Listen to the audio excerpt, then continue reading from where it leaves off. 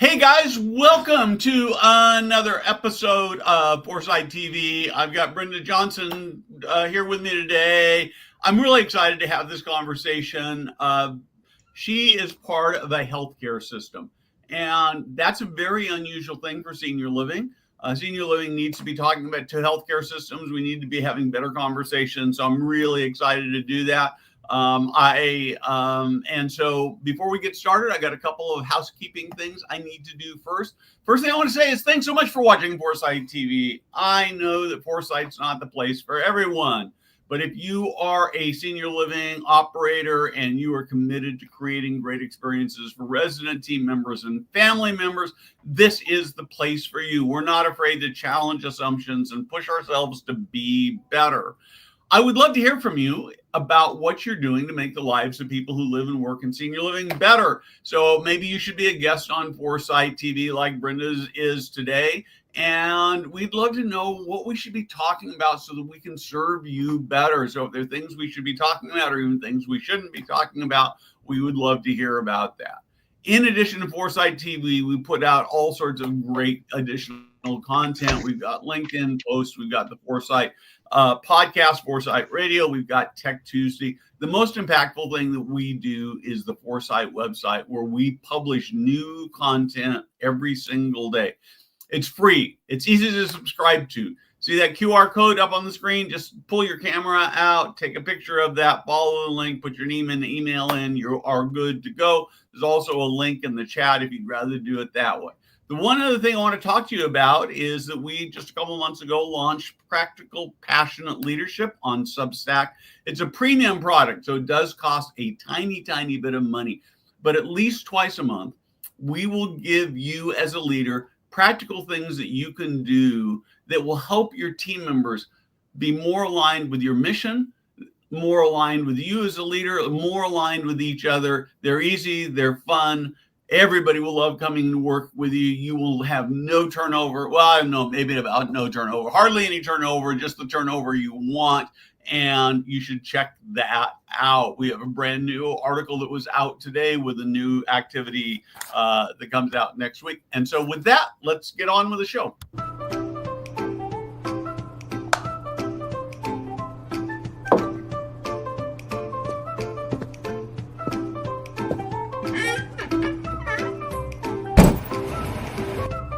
Hey guys, Steve Moran here.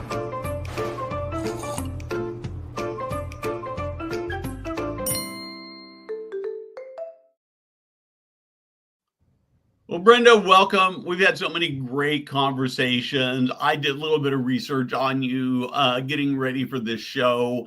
And one of the things I discovered about you is that you got your nursing degree back in 1994. Is that right?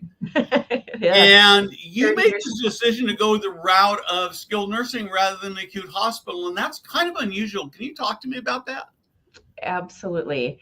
It is bizarre to think about 30 years having passed. It feels like yesterday.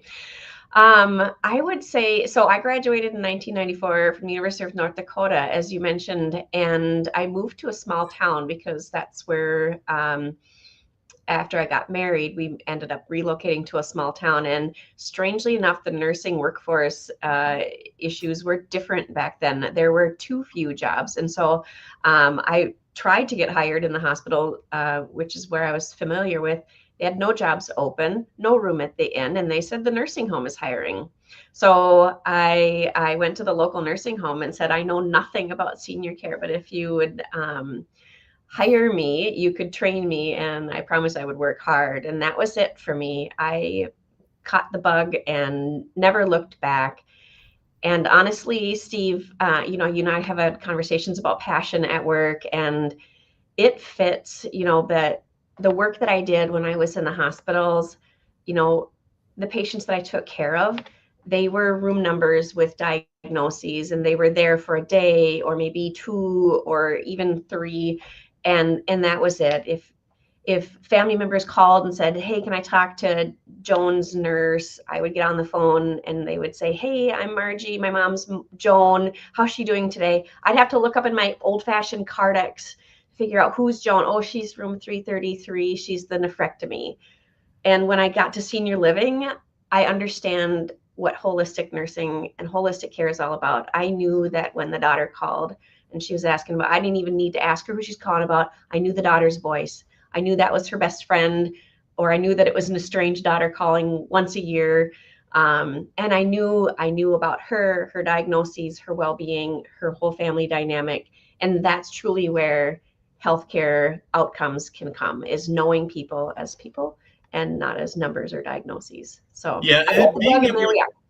relations are so important, right? And I think that we miss that in leadership. We miss that with our. I actually like to use the term customers because I think it makes us think about our residents maybe in a better, more, even more, I don't know, more respectful way. So you talk a lot about sort of inclusive leadership. Can you talk about what empowering team members looks like and how it changes things? Yeah, I think inclusive leadership, it's really super important for us as leaders as we get further away from working on the front lines, to just remember our own biases, and our own privileges. That's super important for us to remember each and every day, and just have methods in place to remind us of that, because they do. Our biases, our privileges as leaders, they influence our decisions. And so just to try to remember that as we're growing as leaders, or we're established in leadership, that we are just remembering to talk to our teammates on the front lines. Like, if you're an executive director in a building, to sit down with your staff, have meals with them. If you're hosting a party, a pizza party, like, don't eat with the leaders, go and eat with your line staff. Understand their lived experience. Ask questions. They almost all of them work multiple jobs. Like, what's that like for them? And just understanding that they live totally different lives than us, and open up opportunities for them. So I think to be an inclusive leader also means to put things in front of people that are our bright, shiny stars, our diamonds in the rough. Give them opportunities to go to courses, to do external training, to participate in committees, either inside the building or outside, in your association or your different places that you're members of. But to involve them, because truly diverse teams are, you must have a dog. Diverse teams they are just more creative, they're more productive, they're more engaged, and it's our job to open up those doors.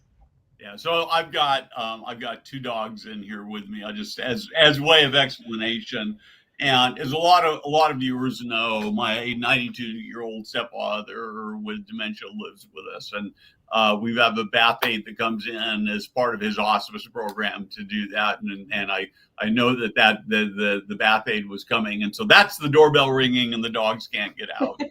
I want to go say hello. Anyway, Yes. so I want to I would like. I have two questions that I've been almost afraid of asking leaders, and I've started asking on a more regular basis because I think they're really important. They get to the crux of what good leadership is about. And the first question is this.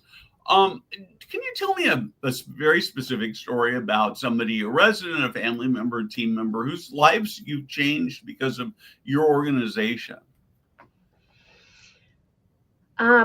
So let me tell you a story about Lily. She's a resident that I met as I was we have intergenerational childcare centers in several of our buildings. And I was visiting one day and sitting on the floor of our toddler room. And there in the toddler room came Lily, one of our residents. And she volunteers inside of she rocks babies and soothes them and things like that. And Lily actually happens to be a retired nurse. So we had so much to talk about, she and I. And when she moved into the community, she moved in with her husband, who shortly thereafter, unfortunately, passed away. And she was left bereft and in a new community, right? Can you imagine all the grief and loss that Lily experienced in those months? And so my heart went out to her, and I said, Lily, how is it that you're sitting rocking babies? And she's like the popular kid in this community. You know, she's the cheerleader, and she's dragging ladies here and there, like, let's go do this, let's go do that, let's start this club, that's, you know, do all of these things. And Lily truly found community in her community by engaging with the offerings that were presented to her. And she told me a story, Steve, you'll love this one. She told me a story. It was a winter, I live in Minnesota, and of course we get a ton of snow, and there's a rooftop patio at this community. And she told me a story about one evening after supper, she grabbed a couple of the ladies, and they decided that they were going to make snow angels. These are women in their mid 80s. She was going to make snow angels. This is how far Lily came. And one of the other staff in the Intergenerational Child Care Center asked, how in the world did you guys get up off of the roof, Lily? And she said, it had something to do with whiskey. Love it. Yeah. And so just to remember that even through grief and loss, you can find community in our communities. They're not depressing, awful places. They're beautiful places of inclusion. Oh man, I love this story so much. One of the things I struggle with is the reason I'm so hesitant with this question is that so often, honestly, leaders have a really hard time answering the question. And the other thing I've learned is often they're not very good storytellers, even when they give me a story. That was a beautiful story. I'm in love with her already. Anyway, next time she goes, I want to go make snow angels with her for sure. So I want to actually ask the other really hard question, and maybe this is even more a more difficult question. Mostly leaders like to talk about and brag about successes, but there's no leader that doesn't have some failures, some colossal failures either. And you know, some of my failures I'd never talk about on live stream. I'm sure you've got some of those too. But I think that when we can be vulnerable enough to share some of our failures, we actually end up teaching more. I learn more from my failures than the successes, for sure. I learn more from my critics than I do my fans. That doesn't mean I don't want fans. I love fans, but that's just the hard reality. So do you have a failure story for me? Oh my gosh, I have failed so many times. Yeah. You know, an old leader of mine said, they said to me, a smooth sea never produced a skilled sailor. So that's that was great words to live by, and understand that we can fail forward and all of those jargony things. But yeah, this failure that I'll talk to you about is recent. We have over 36 assisted living communities, and we recently welcomed a new Part B therapy partner to the care of our residents. And we were all super excited about this, me in particular, just because I came out of the skilled space where therapies are part and parcel to daily life. But they weren't so much part and parcel to assisted living life. Part A, certainly, Part B, less so. Yeah. And so there was a new technology that I saw at a conference where it measured, balance and gait distance and things like that. And it produced a result where you could say, Steve's at risk for falls, but Brenda is not. And then you could tailor their therapy regime accordingly. So I was super excited about it. Like, let's use this technology. This is awesome. I talked to the Part B partner. They were like, yes, let's do this. And it failed absolutely miserably. It was not adopted inside of the trial sites. It was, the residents even disliked it. They didn't like having to carry this phone with them. It was very difficult to get off the ground. And eventually we just, disbanded the program entirely. And I look back at that and I think, why did that fail? And it really is the why. I did not, as a leader, I didn't do a good enough job of explaining the why. Like, why could this be truly, truly formative in keeping people healthier for longer and stronger? And so I rushed forward too quickly with the actual product without setting the table.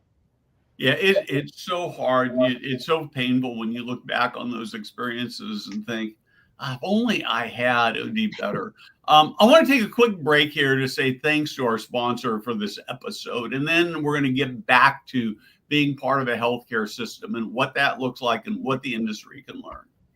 I want to take a moment to tell you about today's sponsor, SageAge. Here at Foresight, we are passionate about transforming senior living, making it better for residents, families, and team members. SageAge shares that mission. They are more than a marketing agency. They're a strategic growth partner who understands the unique challenges facing senior living communities and organizations today. Whether you need compelling branding, innovative digital strategies, or proven occupancy solutions, SageAge doesn't just talk the talk. They know this industry inside and out. They speak your language and they deliver measurable results that actually move the needle. If you're ready to grow with purpose and precision, SageAge is ready to be your partner. Check them out at sageage.com. That's SageAge.com. All right, back to the show. So, Brenda, you are part of a healthcare system. And one of the things that I see in senior living that is such an opportunity is that I think assisted living in particular has the ability to create better healthcare experiences for residents and to save healthcare systems lots of money by preventing falls and readmissions and perhaps taking residents into assisted living earlier, freeing up beds, since most healthcare systems are impacted by capacity. Can you just talk to me a little bit about what it's like to be part of the system? Let's start with that, and then I have some more specific questions about it. Mm-hmm. Yeah, so Ebenezer Senior Living is an affiliate of Fairview Health Systems, which is the largest health system in the state of Minnesota. So they've got hospitals and clinics, lots of outpatient services all across the state, and really is the gold standard for really great health in Minnesota. And so we're super lucky to be their post-acute arm. So Ebenezer has 8 skilled nursing facilities across the state. And then, as I said, a little bit over 3 dozen assisted livings, IL memory care, all of that mix. And so when we talk about what's it like to be part of a healthcare system, I mean, truly, it's a beautiful thing. It's the way that it should be, that care is integrated across the different lines of service, and residents can flow from one to the next and have some normalcy in that flow. It's a big behemoth of a system. You know, Fairview itself has 40,000 employees. We have 5,000. So, we're a smaller cog in that wheel, right? But the most amazing thing is that we all know each other. So we know the key stakeholders at Ebenezer know the key stakeholders at Fairview Health, and we collaborate all the time on things that bring, kind of feed into that quadruple aim. So if we are interested in doing something to improve quality, we have all of those resources at our fingertips. There are experts. Healthcare systems have a lot more resources than in senior living, we're scrappy all the time. We're using AI, we're using Google, we're using our resource, we're using each other for ideas. But to be able to tap into the acute world's resources is fantastic. If we have a question, we can teams someone in legal, someone in IT. They even have things like interpretive services, in-house, so we can understand, like, ADA things and security. If we have a concern about security in one of our ALs, we can call the security team and say, hey, we've had this situation happen. What advice do you guys have?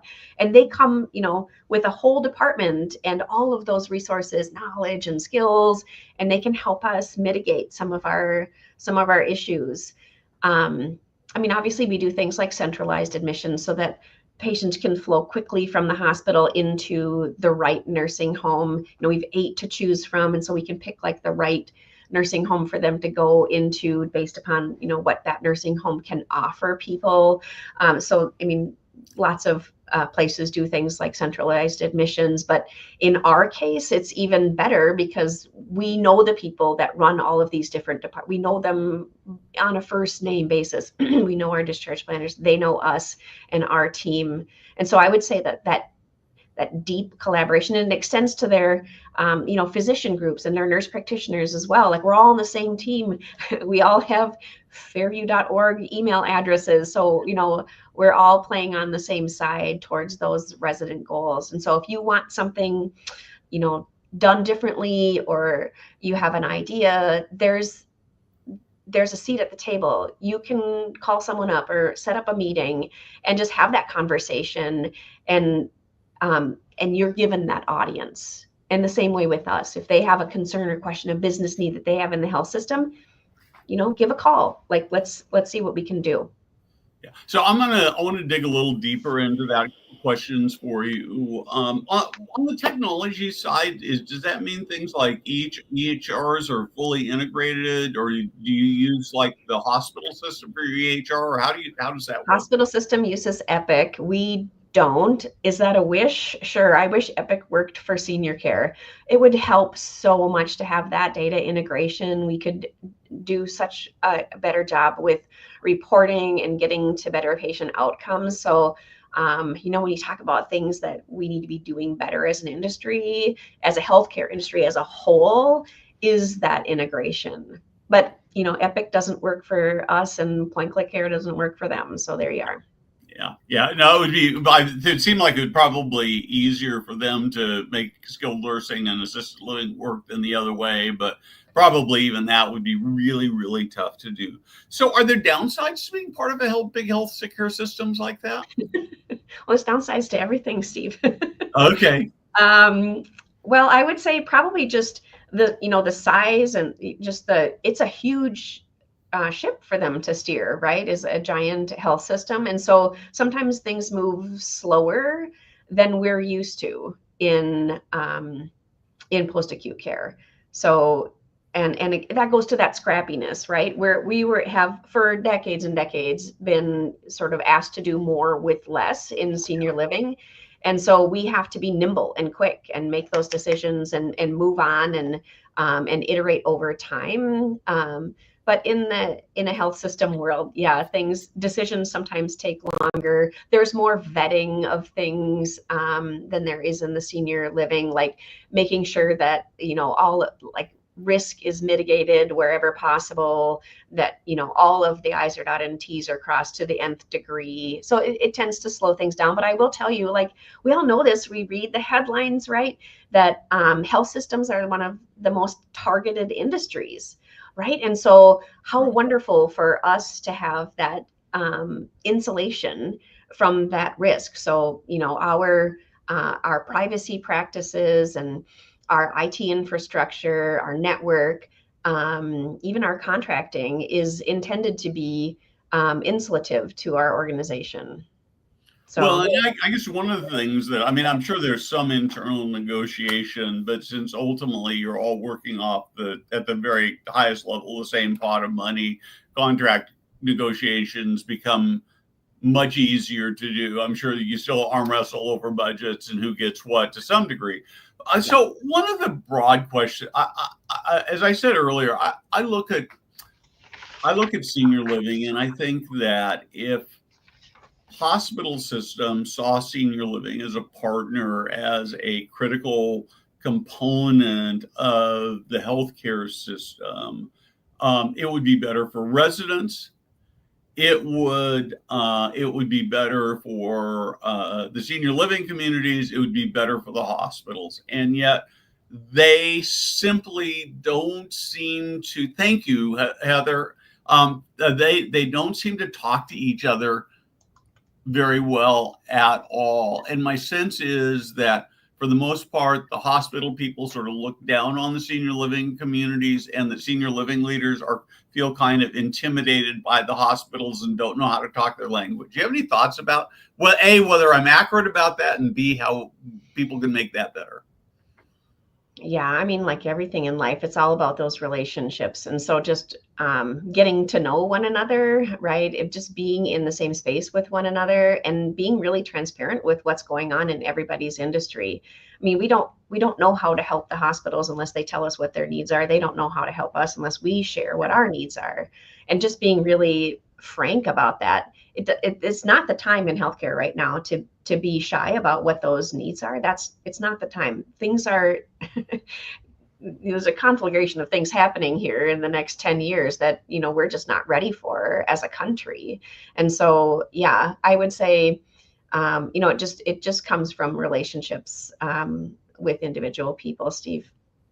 They do have a much different population of team members as well. And that's something that we've brought up, multiple times to them as well. So, for example, a large portion of our employee base is people that have English as a second language. They're new immigrants, new Americans, and more predominantly than the acute care side, paraprofessionals. They're in the entry-level positions, things like that.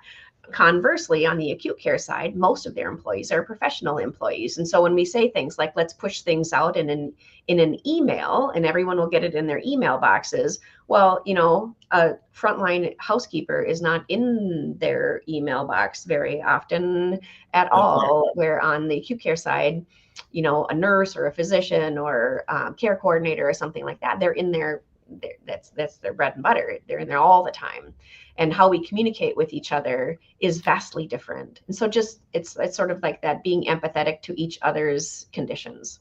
Yeah, I think that that those are, those differences are huge. I have this dream that we pull together a small conference, 50 or 60 people, and maybe we bring in you and some of your hospital people, and we find some payer people, and we find a bigger group of senior living people, because I think they're the ones who need most of the education, but maybe some other hospital people. And we just say, how can we create a playbook so we can talk together that benefits everybody and saves everybody money? Because I do think that both those things are true when it's done right.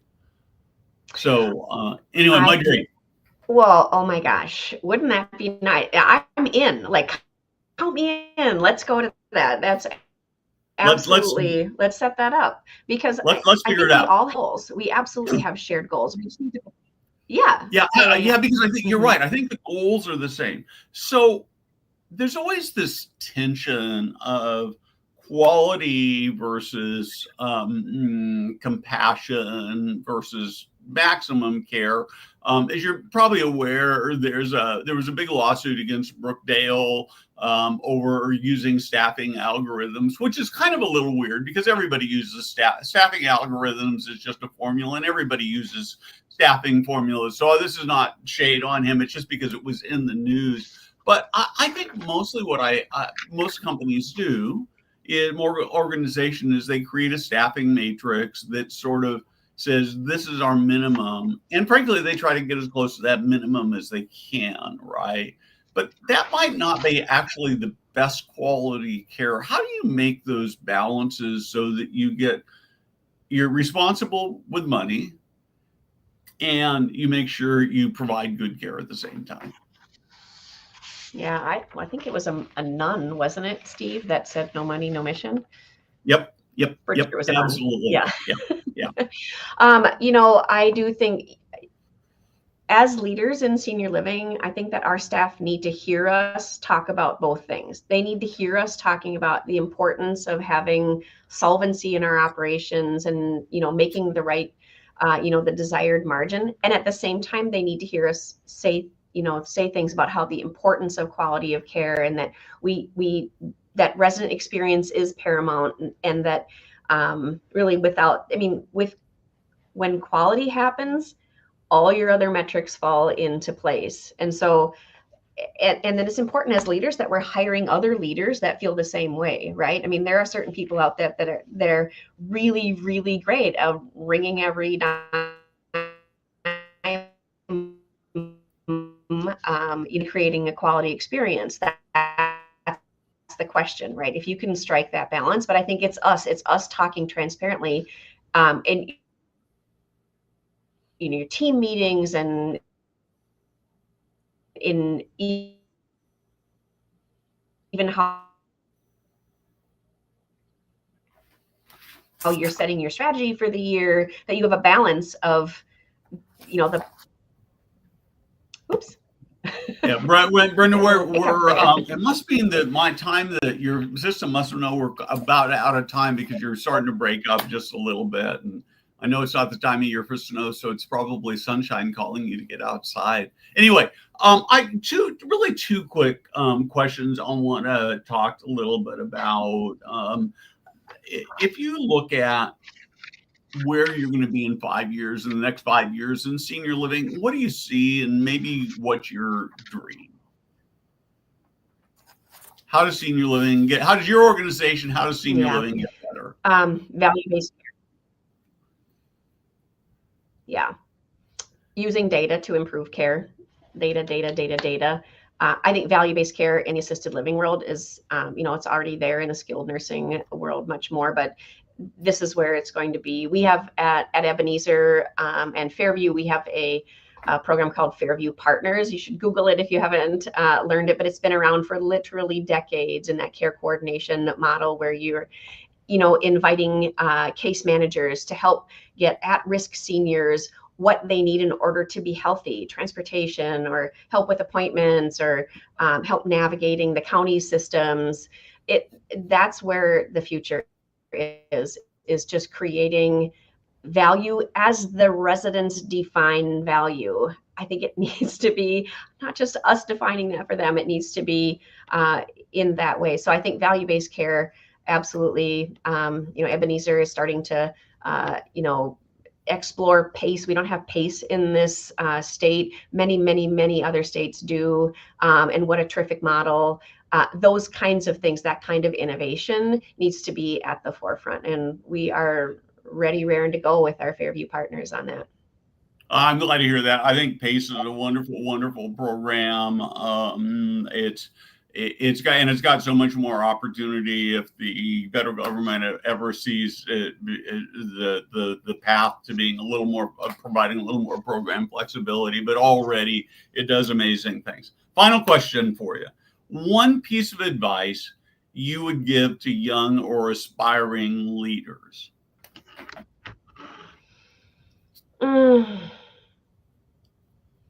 Act like a leader, even if you don't have the title. Ooh, I love that. Act like a leader. Almost not quite a fake it but until you make it, but kind of a fake it until you make it, right? Well, yeah. Which is actually good advice. I'm not complaining about that at all. I think that fake it until you make it has a lot of value for a lot of people. Yeah, well, honestly, I always say the best ideas don't come from me. I mean, as a leader, I feel like I'm a facilitator. The best ideas come from my staff. Yeah. 100% over and over again all day long till the end of time. And so listen to the people that are doing the actual work. That I have this stupid saying, which is way too long, which is the ones that are doing the work should be the decisions on how the decision making, how the work is done. This is where great innovation comes from. And so, we can be really ivory tower about it, but if we empower our frontline staff who have aspirations to be a leader, to act like a leader, we can listen to their fantastic ideas. They should reach out to us, like any one of us, right? People should be out there reaching out to you, Steve, being like, hey, what do you know about senior living and how can I make it in this industry? And who should I align with? And who do I need to have coffee with? Like, act like a leader. I love it. Thank you very much. This has been a great conversation. I've got about 48 more questions I wish I had time to ask you. We'll have to do this again. Hang on for just a second. Have a great weekend, and thank you for your wisdom. Thanks, Steve. It's been a delightful time with you.